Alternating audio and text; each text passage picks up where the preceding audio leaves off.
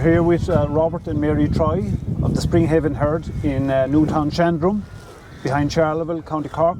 And I suppose it's a herd that, you know, I've been visiting here for a big number of years, and I've always been very impressed. Everything is always very neat, very organised farm. When I come in, it's the one thing that strikes you immediately when you come up the laneway. And so I want to thank Robert and Mary for having us here today, just to have a chat about their breeding programme and a few more things.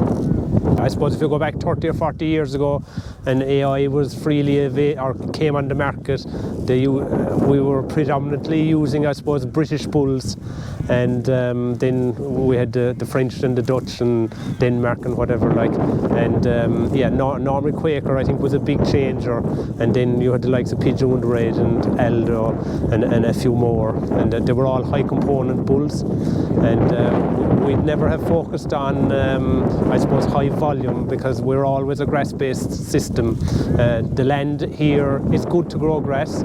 It mightn't support tillage, but you get 9 or 10 months of good grass growing throughout the season every year, and we focused on that, and so they were the bulls my father would have selected, high percentages, and that came through in the milk when they calved down. And I suppose it's fair to say the farm here is probably a drier farm. I don't know, how long are you actually milking on this farm? Because you were obviously at the other side of the village. Yes. So I suppose we moved farms in 2010, and that's 10 years ago now. Yeah. And the reason being the land is drier up here, so we get 3 weeks at the start of the year and 3 weeks at the back end of the year extra. So that's 6 weeks in a year, and that's a lot of time outside. So we're happy with the move. And of course, obviously now it's very much a family unit again, that yourself and Mary are obviously have a very successful partnership here in more ways than one, and you've got 2 boys coming with you, and obviously there's a couple of 3 girls. So 2 boys are helping. I assume they're helping out at the moment, and that's great to see. Yeah. And you know, while you're running a substantial enterprise here, I feel that, you know, you always seem to have a lot of time in your hands. When I come in, you have a load of time it seems like you have plenty of time on your hands anyway to talk and discuss the breeding or whatever the topic of the day, which is nice. Yeah, well, I suppose because we're focused on a grass-based system, it makes it easier. We have now focused periods where the cows calve from the 1st of February probably till the middle of April. We're breeding from the first week of May probably to the middle of July, to the end of July, and after that then, you know, the thing goes into run itself, and we dry off the 1st of December. We don't milk for 2 months in the year, and we start again then in the new year.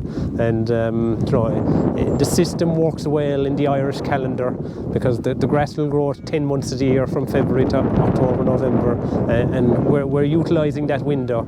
So I suppose we want a cow that will calve down in early lactation, which is February, probably March, a bit of them, and we want her to go to grass and convert that grass into milk, go back in calf from the first week of May on, and once she's back in calf, then we want her to look after herself and get ready for the next season again.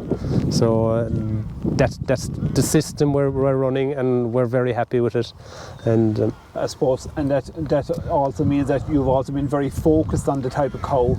You know, you obviously inherited a good type of cow from your parents' herd, but you've been even more focused, and I know Mary is also involved in the breeding as well, and just discussing things like, say, maintenance, milking speed are all very important as well. Do you want to maybe elaborate on that? Yes, I suppose, Tom, in relation to I suppose the herd, we know, I suppose, the traits that are important to us. So at this time of the year, every year, we look at the bulls that are available. I suppose there's a wealth of information in relation to Herd Plus, all the advice from Chagas, from yourselves, and we know our own EBI figures, and I suppose while our herd would have a high EBI, we would look behind that figure, and we'd say, as Robert has said, in relation to components, percentage fat, percentage protein, kilos of fat and protein would be something we'd look at, not exceptionally high kilos of milk, but the components would be high.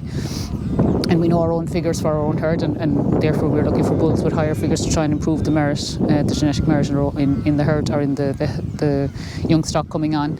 And I suppose we'll say maybe something like 10 years ago we would have focused a lot on fertility, so we would have looked at maybe the calving interval, and we would have set a target, maybe the bulls we picked that year, -7 days, and that would have, over a number of years, that would have significantly improved the fertility genetic material in the herd. And I suppose to the point now that we look at that, but we've probably moved on a little bit, and the maintenance figure is something that we'd be conscious of. We don't want an exceptionally big cow. Been looking at the herd there, and admiring some lovely cows there, and again, they're not the biggest, not tallest cow you can see. You've got exactly what you went after, type of cow that suits the system. Yeah. But your solids you're producing, and you're producing out of very high components. What is your average fat and protein in the herd, say, at the moment? Yes, the fat, year on year. Yeah, the fat would be 4.57, and the protein would be 3.74. I think was this. Yeah, 3.74 last year. Yeah, That's quad. Yeah, that's quad. Yeah. Right, very important too. Yeah. So that's very impressive. Yeah, it's not a milk recorded predicted figure. It's an actual figure. Yeah. So, very impressive, and actually very high fat. And you're getting that essentially out of black and white genetics at this stage. I know you had a few. There's a couple of there's a couple of crossbreds through with the herd, but that's back a generation or two more than ago at this stage. And you didn't really use that much crossbreeding as such. You dabbled with it probably more. If you go back 20 years ago, we probably did a bit of Jersey because there was the big talk at the time was we have to improve fertility, and the only way to improve fertility was to go Jersey route. Hybrid vigor. But we didn't have a fertility problem, so we found no gain. So we said it was a simpler system to just stick to the Frisian, and it was easier pick the maintenance figures or the percentage fat and protein from animals that were milk recorded, and I suppose that's changing now again, but we're happy with the Frisian. If we pick the proper traits, the Frisian is as comparable to the Jersey, and we have nothing against the Jersey, the grand, but if we're trying to sell bulls and sell surplus stock, we find there's still great demand for Frisian bred animals. Yes. Yeah, and I think that's the general view now the last few years, is that the components on you see a lot of black and white herds, they're all 360 plus protein and 420 fat. The fat's quite where you're at, but I think again a lot of that was the bulls you picked in the past as well, and you go right back as well. Yeah, but and I suppose to look forward the next 5 to 10 years, I mean, that is what we probably improve our total kilos of milk solids per cow, but we want to do that from a percentage point of view also. Like, we would like to get to 5 and 4 with a Frisian herd.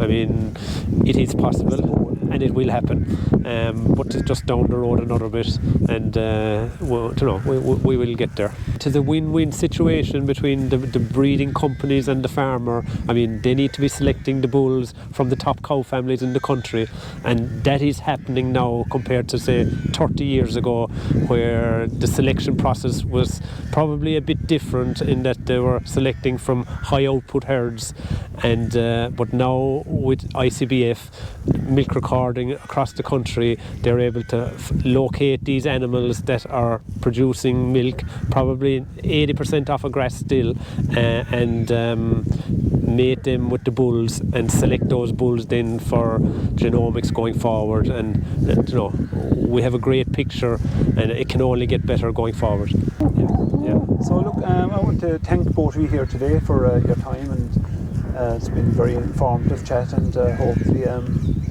we'll touch base again in the future, and I just want to wish you the best of luck with your continued success. And,